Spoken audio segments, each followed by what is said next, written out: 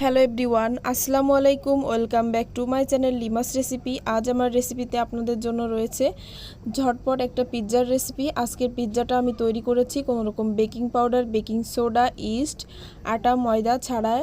ঝটপট মাত্র 5 মিনিটে কিভাবে এই পিৎজাটা তৈরি করতে পারবেন সেই রেসিপিটি আপনাদের সাথে শেয়ার করব। এজন্য 3টা ব্রেডের টুকরা নিয়ে নিয়েছি।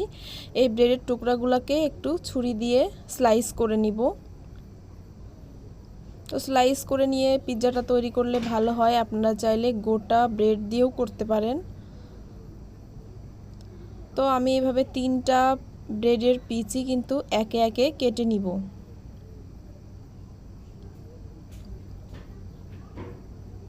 তো একে একে আমার 3টা ব্রেডের পিসই কেটে নেওয়া হয়ে গেছে।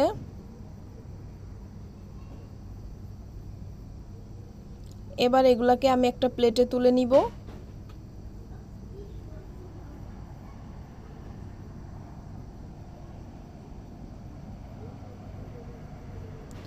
তো এরপরে আমি চুলায় একটা প্যান বসিয়ে দিয়েছি। প্যানে দিয়ে দিব 1 টেবিল চামচ পরিমাণে বাটার। তো এটা রুম টেম্পারেচারে থাকা বাটার দেওয়ার পরে এবার এটাকে আমি একটু স্পেশাল দিয়ে নাড়াচাড়া করে দিব যাতে বাটারটা গলে যায়। বাটারটা দিলে কিন্তু পিৎজাটা খেতে অনেক ভালো লাগে। আর আপনারা চাইলে তেলও দিতে পারেন। এবার আগে থেকে যে ব্রেডগুলো স্লাইস করে রেখেছিলাম সেই ব্রেডের টুকরাগুলোকে এবার আমি প্যানের ভিতরে এভাবে একটু বিছিয়ে রাউন্ড করে নিব। তো এইভাবে বিছিয়ে নিলে কিন্তু পিৎজার শেপটা একটু ভালো আসে, নাহলে এবড়ো থেবড়ো থাকে। তো বাসায় যখন পিৎজা খেতে মনে চাইবে তখন এইভাবে ঝটপট আপনারা ব্রেড দিয়ে পিৎজা বানিয়ে নিতে পারবেন খুব সহজেই। আর আজকে আমি এই পিৎজাটাতে কোনো রকম বাইরের কোনো কিছু ব্যবহার করি নাই। আমি চিজটা বাসায় তৈরি করেছি। আপনাদের সাথে একদিন শেয়ার করব অবশ্যই যে কিভাবে বাসায় হাফ কেজি দুধ দিয়ে মোজারেলা চিজ তৈরি করা যায়, সেটা আপনাদের সাথে শেয়ার করব। একটা ডিম নিয়ে নিয়েছি, ডিমের ভিতরে একটু লবণ দিয়ে ডিমটাকে ভালো করে একটু ফেটিয়ে নিব।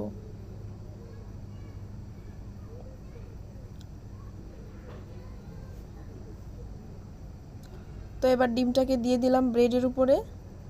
এরপরে দিয়ে দিব যে মিনি প্যাকের যে সস আছে সেই 2টা সসের প্যাকেট কেটে আমি দিয়ে দিব। আপনারা চাইলে টমেটো কেচাপও দিতে পারেন,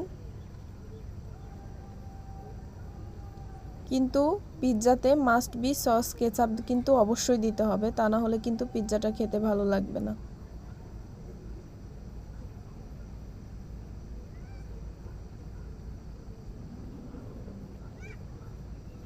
এরপরে আমি দিয়ে দিব এর ভিতরে আগে থেকে রান্না করা চিকেন ভেজে নিয়েছি একদম কষা করে, দেখাই যাচ্ছে। কারণ এই পিৎজাটা যেহেতু বাচ্চারা খাবে, একটু চিকেন দিয়ে দিলে কিন্তু বাচ্চারা খেতে অনেকটা পছন্দ করবে।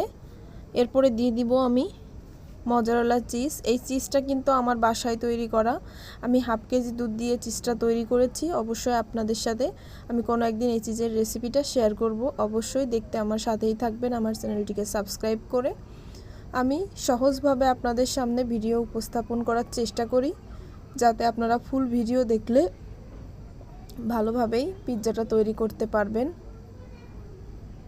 তো আপনারা ভিডিওটা না টেনে সম্পূর্ণ দেখলে অবশ্যই বুঝতে পারবেন। A to Z দেখলে আপনারা পিৎজা তৈরি করতে যেয়ে কখনো আর ফেল হবেন না। তো আমার চিজটা দেওয়া হয়ে গেল পরিমাণ মতো, এর বেশি আর দিতে হবে না। তো এরপরে আমি এর উপরে সাজিয়ে দিচ্ছি একটু কাঁচামরিচ আর একটু পাকা মরিচ দিয়ে, কারণ এখানে হাতের কাছে এখন কোনো ক্যাপসিকাম নাই। আর এর পিৎজা সাজানোর মতন এখন হাতের কাছে কোনো উপকরণ নাই। এখন বাচ্চা জেদ করতেছে, এই জন্য আমি সিম্পল উপকরণ দিয়েই আজকের পিৎজাটা আপনাদের সাথে শেয়ার করতেছি, কারণ অনেক সময় আমাদের হাতের কাছে সব কিছু থাকে না। এবার এরপর দিয়ে একটু পেঁয়াজের স্লাইস দিয়ে দিচ্ছি। যদি এভাবে আপনারা ঝটপট পিৎজা বানিয়ে দেন তাহলে বাচ্চাদেরকে খুশি করতে পারবেন এবং এনি টাইম যে কোনো মুহূর্তে আপনারা এই পিৎজাটা বানিয়ে খেতে পারবেন কোনো রকম ঝামেলা ছাড়াই। তো দেখুন এর মধ্যে কথা বলতে বলতে কিন্তু আমার পিৎজাটা প্রায় বেক হয়ে আসছে। এই পিৎজাটা বেক হতে বেশি সময় লাগে না, 5 মিনিটের মতন লাগে। একদম লো ফ্লেমে 5 মিনিট লাগে। তো এরপরে দেখুন আমার চিজটা কিন্তু গলতে শুরু করছে, সেটা কিন্তু উপর দিয়ে থেকেই দেখা যাচ্ছে। তো আমি ঢাকনাটা একটু তুলে দেখব যে কত দূর হয়েছে। তো আমার আরেকটু দেখুন এবার আমি কিন্তু একটা স্পেশালা দিয়ে নাড়াচাড়া করে দেখাচ্ছি পিৎজাটা ভালো করে সেট হয়েছে কিনা। দেখুন মাশাল্লাহ মাশাল্লাহ অনেক সুন্দরভাবে আমার পিৎজাটা সেট হয়ে গেছে।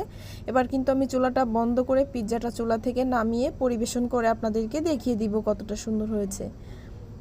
আমার বাচ্চার কিন্তু পিৎজাটা খুবই ভালো লাগে, আর আমি এভাবে যখন বায়না করে তখনই ঝটপট তাকে বানিয়ে দিই। তো পিৎজাটা আমি রাত্রে বানিয়েছি জন্য কালারটা একটু এরকম হয়েছে। তো একদম কাছ থেকে আপনাদেরকে জুম করে দেখিয়ে দিচ্ছি কতটা সুন্দর হয়েছে। আর এবার একটু একটা পিস কেটে আপনাদেরকে দেখিয়ে দিব কতটা সুন্দরভাবে সেট হয়ে গেছে পিৎজাটা। একদম টেস্টে কিন্তু খেতে যেয়ে বুঝতেই পারবেন না যে এটা বাসায় বানানো, মনে হবে দোকান থেকে কোনো ভিআইপি রেস্টুরেন্ট থেকে কিনে আনা পিৎজার মতো লাগবে। তো ধন্যবাদ সবাইকে, ভালো থাকবেন, আজ এ পর্যন্ত।